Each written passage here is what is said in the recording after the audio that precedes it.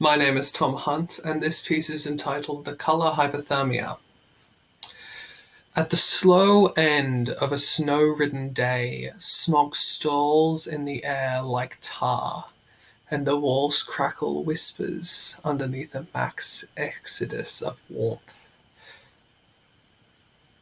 Power's out again. Air swarms like a bouquet of funeral blackness, bursting, flowering at the crown of my skull and making my bones soggy. Swinging it away helps no one, only changing the wallows of my wake. Frying pans aren't dream catchers, but there's nothing else better to use. The bath water's long since gone cold, but it's still preferable to the metal sink surrounding me. Flecks of mold and misery float around the surface of it, but lurking underneath its cakey horizon are still green eyes that fleet like a spectacle of metal dust and malignancy.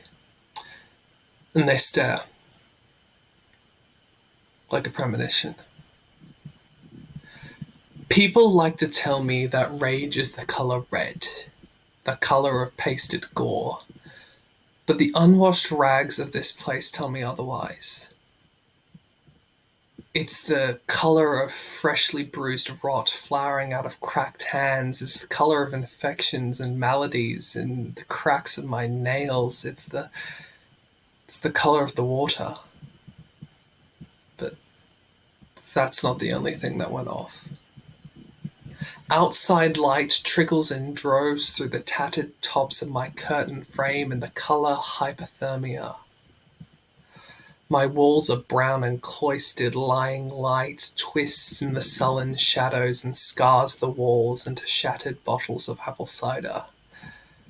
Wilting flowers grow on the tips of my windowsill and shiver in the cool alongside the sinking dread of the world outside it.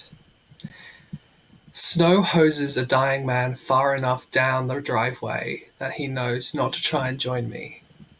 Because I've never really seen snow, and it looks like bloody excrement and green hands pressed against my windows. An apology is a lifetime too late. I've been here since I was 6 years old, when I learned to look at this world from under the poisoned slats in my childhood bed, and I learned to call this normalcy.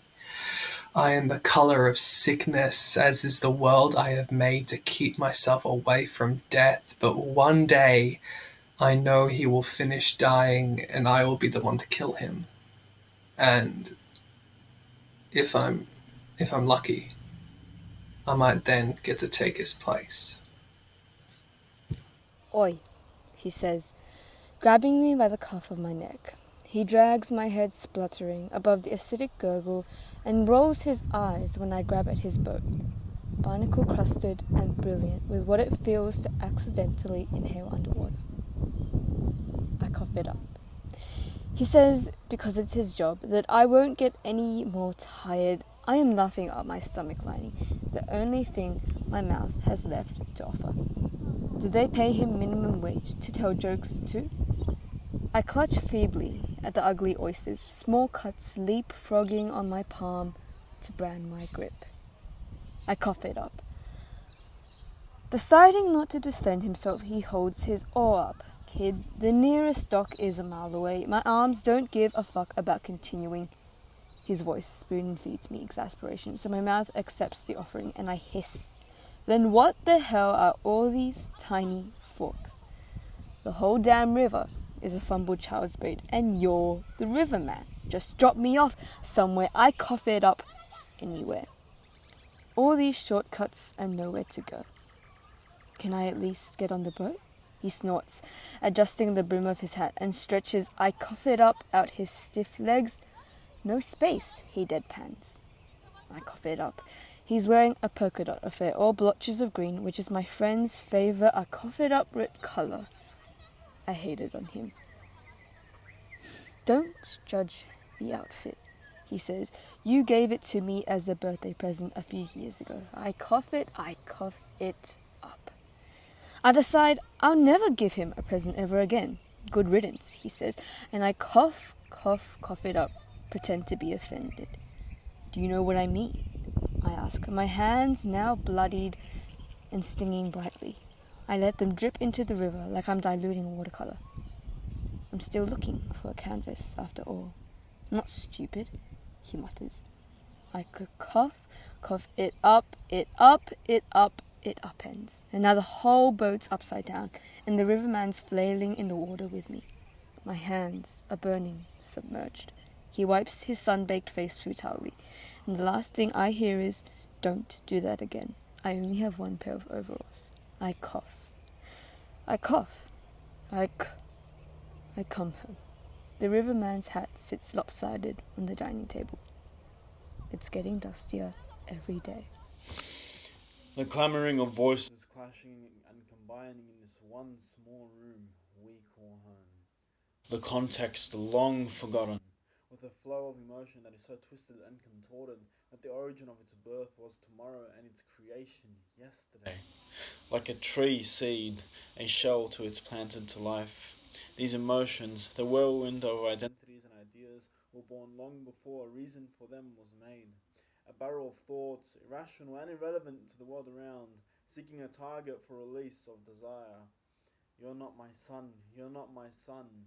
My father is dead and my mother is gone. It's your fault we live this way, it's your fault we live this way. The words of my mother will persist and persist, even till her skin has turned grey. You're a waste of air and it should be taken from you. You may be right, but the truth is far from the words you speak. You avoid us because you're filled with hate. No, I avoid you because I do not feel safe. Like a snake eating its tail, there's no end to the repetition of poisonous traps, hissing in a pattern, sending a blade down my spine. This may be my home, but I'll never call this family mine. Like a lone pagan against the oncoming crusaders, clutching my belief close to my ear, hearing it repeat its message, defying the onslaught of control.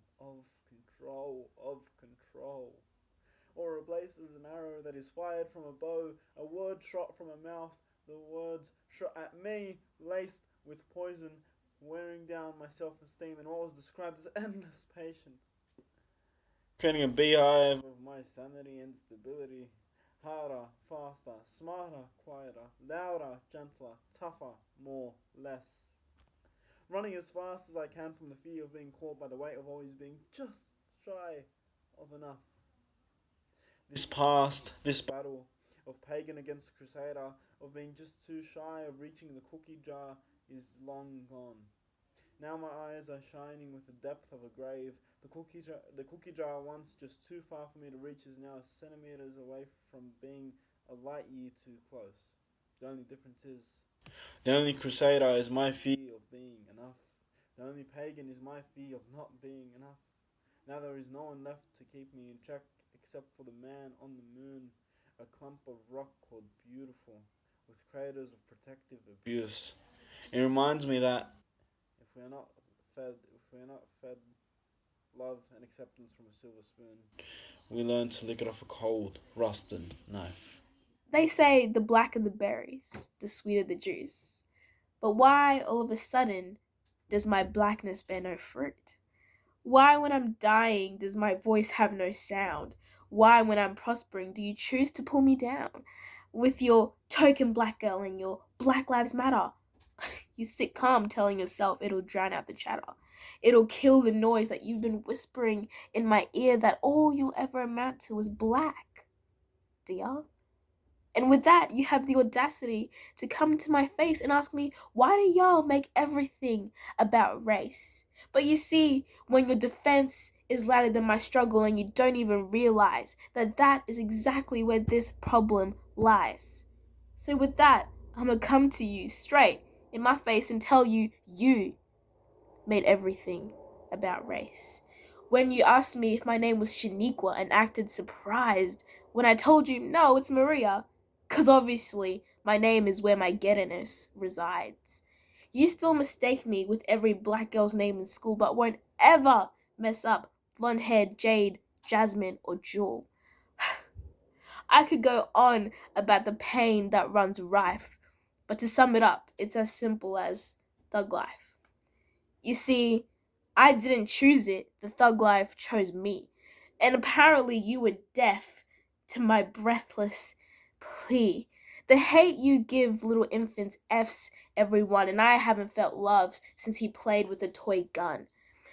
At the end of the day, all I'll be is a number in this game, simply because you chose to forget my name. And don't play victim here, because this is my truth. Just know the hate you give me, I will never give you. This is X by Faye Chang.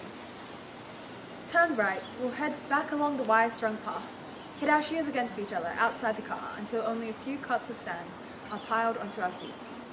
We'll drive to the nearest Woolworths at 2 a.m, raid the ice cream section, tip the tired 16-year-old with their first midnight shift as many $20 notes as we have in both our wallets. There's 7, I counted. We'll sit side by side at a pierside seafood restaurant, one with those caged torches maybe, as comfortably uncomfortable as we always are together, laugh about the stiffness of it before sunrise hits tomorrow. We'll buy a 4th floor apartment that's 2 streets away from the harbour.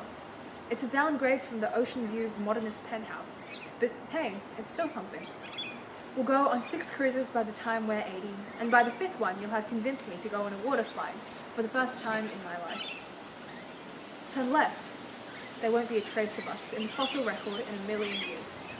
There's a cliff with no lights below it in that direction, and all we can hear past that is the ocean. Do you think she'll welcome us? I'd like to think so. I'd forgotten what a good friend she was, and I've missed her more, but I've let on. We'll be so lost. Go missing, be the headlines for 2 days, be the cold cases for the next 3 decades until some bones are found which have the slightest chance of being ours. I promise you, those won't be ours. We'll be so lost that we'll lose everything.